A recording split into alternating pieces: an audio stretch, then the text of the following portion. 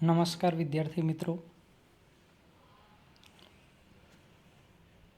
BSc semester 5 કેમેસ્ટ્રીમાં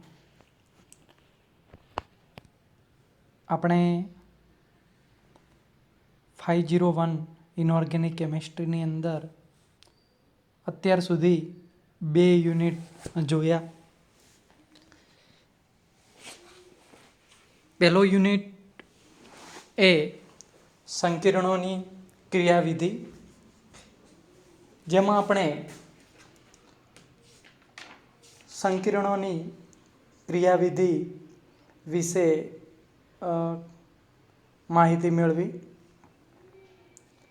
બીજો unit આપણે જોયો તો ઓર્ગેનોમેટાલિક કમ્પાઉન્ડ. એની અંદર આપણે ઓએમસી વિશેની માહિતી મેળવી. હવે 501 પેપરની અંદર ત્રીજો યુનિટ છે ક્ષારણ, કોરોઝન.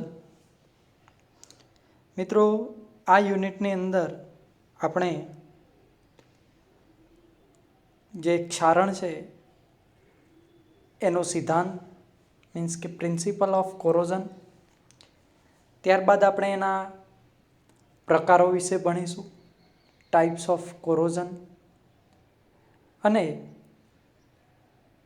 બીજું છે લસ્ટ ઇન્હિબિટર્સ, નિરોધકો. તો આ યુનિટની અંદર આમ જોવા જઈએ તો મેઇન 2 ભાગ છે, એક કોરોઝન અને ક્ષારણ અને ઇન્હિબિટર્સ, નિરોધકો. મિત્રો, શરૂઆતના 2 યુનિટ જે છે સંકીર્ણોની ક્રિયાવિધિ અને ઓએમસી ઓર્ગેનોમેટાલિક કમ્પાઉન્ડ્સ, તો એની અંદર આપણને રિએક્શન ઉપરથી આપણે થિયરી જોતા હતા કે એની અંદર જુદી જુદી રિએક્શન જોવા મળતી હતી, પ્રક્રિયાઓ. એ જ રીતે ઓએમસીની અંદર પણ તમે શરૂઆતની અંદર એના નામકરણ છે, પ્રકારો છે, વર્ગીકરણ છે, આ જોયું. ત્યારબાદ આપણે જુદા જુદા ઓર્ગેનોમેટાલિક કમ્પાઉન્ડ્સ લઈ અને એના વિશેની માહિતી મેળવી. આ જે યુનિટ છે યુનિટ 3 ક્ષારણ, તો ક્ષારણની અંદર થોડું ડિસ્ક્રિપ્ટિવ ટાઈપ છે, એટલે લખાણ ટાઈપ છે, એટલે તમારે બધા શબ્દો છે એ યાદ રાખવા પડશે. અહીંયા આગળ ઇક્વેશન જે પહેલાં ને બીજા યુનિટની અંદર ભણ્યા એ પ્રકારના ઇક્વેશન અહીંયા આગળ જોવા મળતા નથી. અમુક કેમિકલ ઇક્વેશન છે તો એ તમારે ક્ષારણને લગતા યાદ રાખવા પડશે. બાકીનો બધો લખાણવાળો પોર્શન છે, એટલે તમારે શબ્દ સમજી અને તમારે તૈયાર કરવું પડશે. મિત્રો, ક્ષારણ કદાચ તમે રૂટિનની અંદર ક્યાંક ને ક્યાંક સાંભળ્યું હશે. આપણે જનરલી કહીએ કે લોખંડ હોય છે એને કાટ લાગે છે. જે લોખંડને કાટ લાગે છે તો આ ક્રિયા એ ક્ષારણની ક્રિયા છે. લોખંડ છે એ લાંબો સમય સુધી બહાર હોય તો એ હવાના સંપર્કમાં અથવા ભેજના સંપર્કમાં અથવા પાણીની અંદર પણ જો લોખંડ હોય તો એ પાણી સાથેની પ્રક્રિયા કરી અને એના ઉપર કાટ લાગતો હોય છે. એટલે આ જે લોખંડ છે Fe, તો એના ઉપર એક પ્રકારનું ઓક્સાઇડનું પડ બને છે અને ઓક્સાઇડનું પડ એ ક્ષારણ. એટલે ક્ષારણ દરમિયાન લોખંડ જે છે એ ખવાતું હોય છે. તો ધાતુઓ જે છે આપણે જનરલી Feની ખાસ વધારે ચર્ચા કરતા હોઈએ છીએ, કારણ કે ક્ષારણ આવે એટલે તરત જ Fe. પણ આના સિવાય બીજી ઘણી ધાતુઓ ઉપર પણ ક્ષારણ લાગતું હોય છે. તો આ ધાતુઓ છે એ વાતાવરણમાં ખુલ્લી રહે અથવા જલીય દ્રાવણના સંસર્ગમાં હોય ત્યારે અને પોતાના લાક્ષણિક ગુણધર્મો હોય ત્યારે પરિવર્તન થઈ અને પોતાના લાક્ષણિક ગુણધર્મો ગુમાવે છે. આમ થવાથી ધાતુ જે છે એ તત્વ રૂપમાંથી સંયોજનમાં ફેરવાય છે અને આ જે તત્વ રૂપમાંથી સંયોજનમાં ફેરવાય છે એને ક્ષારણ તરીકે ઓળખવામાં આવે છે.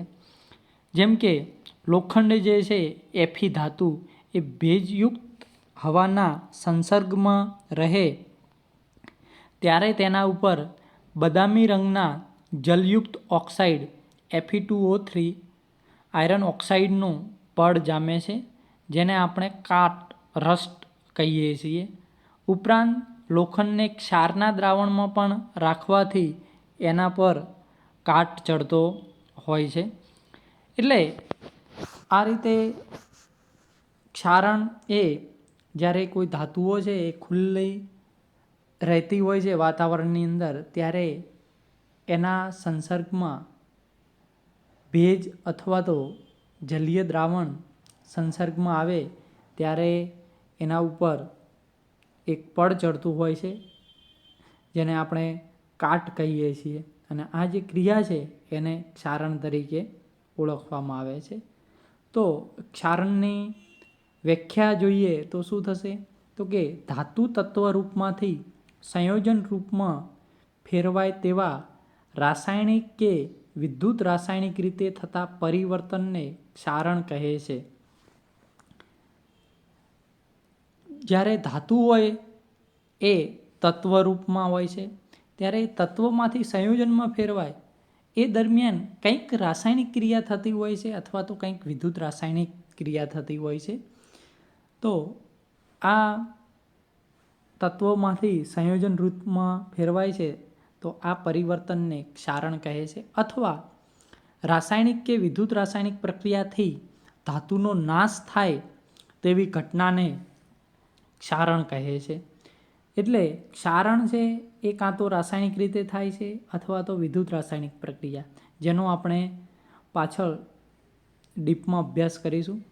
તો રાસાયણિક કે વિદ્યુત રાસાયણિક પ્રક્રિયાથી ધાતુનો નાશ થતો હોય તો આ ઘટનાને ક્ષારણ તરીકે ઓળખવામાં આવે છે. જ્યારે ધાતુ તત્વોમાંથી સંયોજનમાં બને છે ત્યારે મુક્ત શક્તિમાં ઘટાડો થાય છે. હવે તમે થર્મોડાયનેમિક્સ ભણ્યા હશો તો થર્મોડાયનેમિક્સની અંદર આપણે મુક્ત શક્તિ ફેરફાર ડેલ્ટા જી. હવે મુક્ત શક્તિ જે છે એ ઘટે તો શું થાય? પ્રક્રિયા આપમેળે થાય. એટલે કે જ્યારે ડેલ્ટા જીનું મૂલ્ય ઋણ હોય તો પ્રક્રિયા આપમેળે થાય, અને જો ડેલ્ટા જીનું મૂલ્ય ધન હોય તો પ્રક્રિયા આપમેળે થતી નથી. આપણે આવો અભ્યાસ કર્યો હતો. તો અહીંયા આગળ જ્યારે ધાતુ તત્વોમાંથી સંયોજનમાં ફેરવાય છે ત્યારે મુક્ત શક્તિમાં ઘટાડો થાય છે. તો એ આપણને શું દર્શાવે છે કે અહીંયા આગળ મુક્ત શક્તિમાં ઘટાડો થાય છે એટલે કે પ્રક્રિયા આપમેળે થાય છે.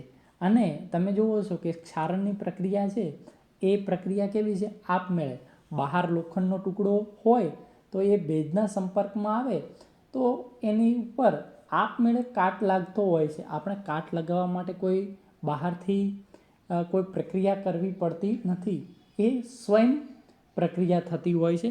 એટલે આપમેળે થતી હોવાથી અહીંયા આગળ મુક્ત શક્તિની અંદર શું થાય છે? ઘટાડો થાય છે. અને આ મુક્ત શક્તિમાં થતા ઘટાડાને વધારે ધાતુ ક્ષારણ પામવાની વૃત્તિ જાણી શકાય છે. એટલે જેટલો મુક્ત શક્તિની અંદર ઘટાડો વધારે થશે એટલું ક્ષારણ પામવાની વૃત્તિ વધારે હશે. એટલે આપણે જે મુક્ત શક્તિ છે એના ઉપરથી ક્ષારણ કેટલું થયું છે એ આપણે જાણી શકીએ છીએ. બીજું કે ધાતુઓ કુદરતી સંજોગોમાં વાતાવરણમાં રહે ત્યારે વાતાવરણમાંના ઓક્સિજન છે, કાર્બન ડાયોક્સાઇડ છે, હાઇડ્રોજન સલ્ફાઇડ છે, આ વગેરે જેવા અનેક વાયુઓ સાથે સંયોજિત થાય. O2 વાયુ, CO2 વાયુ, H2S આપણે લેબની અંદર વાયુનો ઉપયોગ કરતા હોઈએ છીએ. એટલે એનું પણ વાતાવરણની અંદર પ્રમાણ હોય છે. તો આવા અનેક વાયુઓ સાથે સંયોજિત થઈ તેનું ક્ષારમાં રૂપાંતર થાય છે.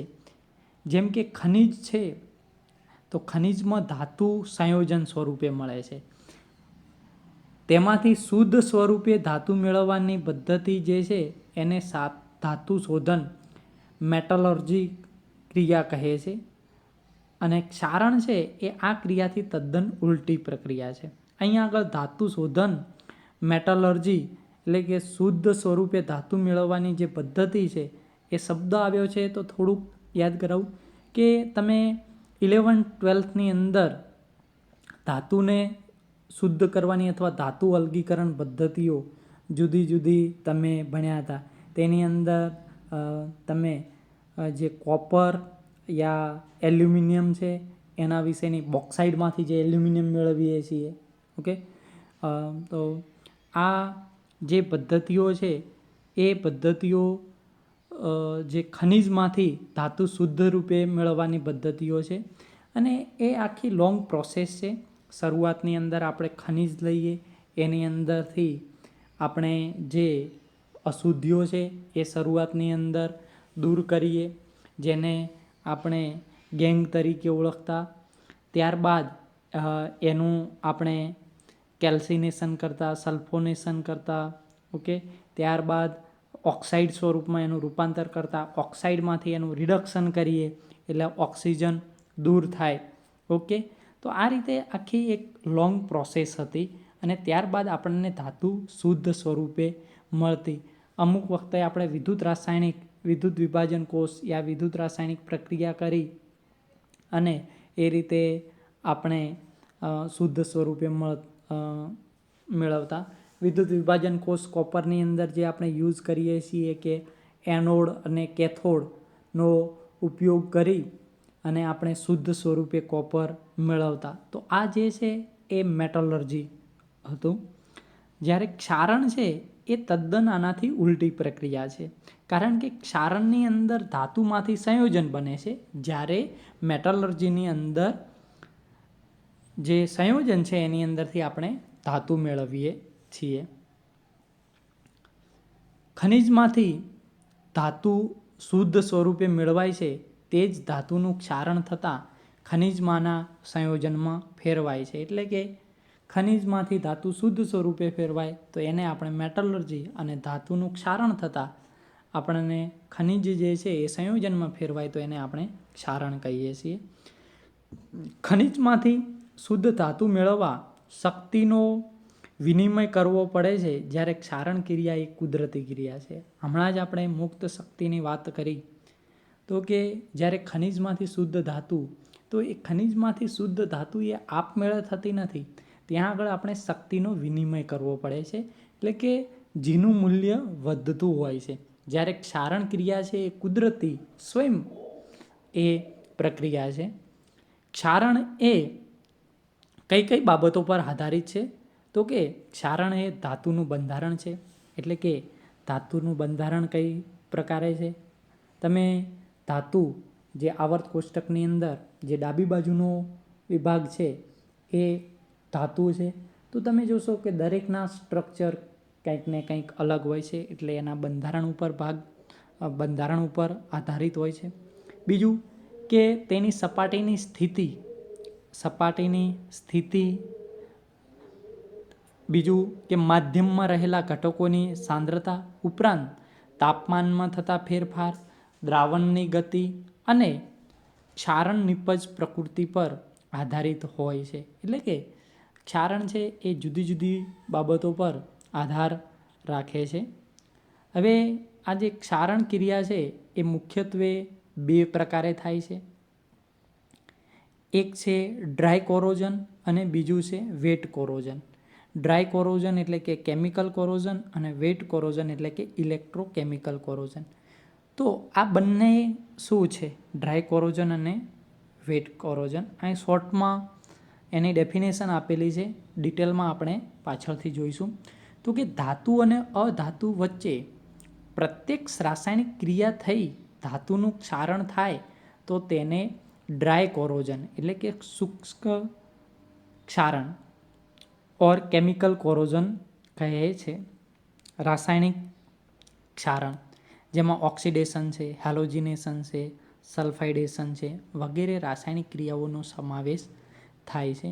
ઓક્સિડેશન જનરલી આપણે જોતા હોઈએ છીએ કે ધાતુ જે ખુલ્લા વાતાવરણની અંદર હોય ત્યારે ઓક્સિજનના સંસર્ગમાં આવવાથી એના ઉપર ઓક્સિજનનું પડ જામતું હોય છે. તો આ રાસાયણિક ક્રિયા છે અને ડ્રાય કોરોઝન તરીકે ઓળખવામાં આવે છે. બીજું છે વેટ કોરોઝન. તો કે ધાતુ ઓગળીને માધ્યમના પાણીમાંથી કે એસિડિક દ્રાવણમાંથી હાઇડ્રોજનનું અથવા દ્રાવણમાંની બીજી ધાતુનું વિસ્થાપન કરી ક્ષારણ થાય તો તેને વેટ કોરોઝન તરીકે ઓળખવામાં આવે છે. એટલે કે ઇલેક્ટ્રોકેમિકલ વિદ્યુત રાસાયણિક ક્ષારણ કહે છે. અને વિદ્યુત રાસાયણિક કોષ આપણે અગાઉના ધોરણોની અંદર ક્યાંક ને ક્યાંક ભણ્યા છીએ. એનો સિદ્ધાંત શું છે તો એ વિશેની આપણે માહિતી મેળવીએ છીએ. પરંતુ જ્યારે પાછળ આપણે નેક્સ્ટ આવશે ત્યારે ડીપમાં અભ્યાસ કરીશું. આ પ્રકારનું ક્ષારણ એ ભેજવાળા વાતાવરણમાં તથા પ્રવાહી માધ્યમમાં થાય છે. એટલે કે વાતાવરણમાં જ્યારે ધાતુનું ક્ષારણ થાય ત્યારે ઉપરની કોઈ પણ એક અથવા બંને ક્રિયાઓ થતી હોય છે. એટલે કે કાં તો ડ્રાય કોરોઝન થતું હોય છે, કાં તો વેટ કોરોઝન અથવા બંને ક્રિયાઓ થતી હોય છે. એટલે કે સૂકી હવા અને ઊંચું ઉષ્ણતામાન હોય ત્યારે શુષ્ક ક્ષારણ એટલે કે ડ્રાય કોરોઝન અને ભેજવાળા વાતાવરણમાં થતું હોય તો એ છે ભીનું ક્ષારણ. એને આંદ્ર ક્ષારણ તરીકે પણ ઓળખીએ છીએ. હવે ક્ષારણ અને ઘસારો આ બંને વસ્તુ શું છે? કોરોઝન અને ઇરોઝન. તો ક્ષારણ અને ઘસારો જેને આપણે અપરદન તરીકે ઓળખીએ તો આ બંને ઘટનાઓ અલગ છે. ક્ષારણ અને ઘસારો થવો તો કે ક્ષારણમાં ધાતુના યાંત્રિક રીતે થતા ઘસારાનો સમાવેશ થતો નથી. અમુક વખતે કોઈ ધાતુ હોય છે તો એને કોઈ ઘસવાથી એના ઉપર ઘસારો લાગતો હોય છે. બહુ લાંબો સમય એનો ઉપયોગ કરીએ તો એની અંદર ઘસારો લાગતો હોય છે. તો યાંત્રિક રીતે થતા ઘસારાનો સમાવેશ થતો નથી. રાસાયણિક કે વિદ્યુત રાસાયણિક પ્રક્રિયાની ગેરહાજરીમાં ફક્ત યાંત્રિક રીતે ધાતુના થતા નુકસાનને અપરદન કહે છે.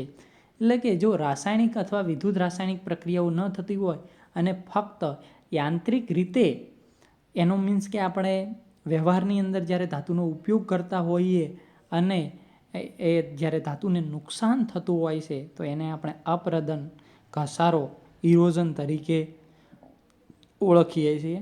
ઘણી વખત ક્ષારણ અને ઇરોઝન બંને ક્રિયાઓ એકી સાથે થતી હોય છે. આ પરિસ્થિતિમાં ધાતુને થતું નુકસાન ખૂબ જ વધે છે. કારણ કે એક તો ક્ષારણ થવાથી ધાતુને નુકસાન થાય અને બીજું ઇરોઝન એટલે કે એની અંદર જે યાંત્રિક રીતે એની અંદર ઘસારો થતો હોય છે તો એના લીધે કરી અને ધાતુનું નુકસાન ખૂબ જ વધારે થતું હોય છે. જ્યારે ક્ષારણ કરતા માધ્યમમાં રહેલી ધાતુ સ્થિર ખેંચાણ પ્રતિબળની અસર હેઠળ હોય ત્યારે ક્ષારણ અને ખેંચાણની સંયુક્ત અસરથી ધાતુમાં પડતી તડ પ્રતિબળ ક્ષારણ એ